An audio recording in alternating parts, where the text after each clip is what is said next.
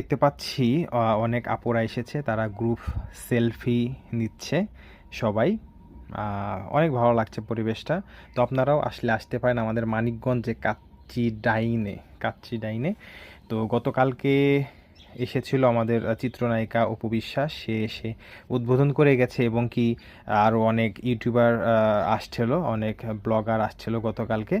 তো ভালোই লাগছে, আপনারাও আসতে পারেন। তো এখন দেখলাম আমরা খাবারের পরিবেশটা ভালো, খাবারের মানটাও ভালো হওয়ার কথা।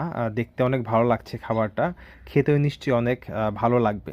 দেখেন অনেক চমৎকার। এটা হচ্ছে খাসির হচ্ছে এটা খাসির কাচ্চি, যেটা হচ্ছে বাসমতি চাল দিয়ে তৈরি করা হয়েছে। এখানে এক আপু এবং ভাইয়াকে দিয়ে গেল খাসির কাচ্চি।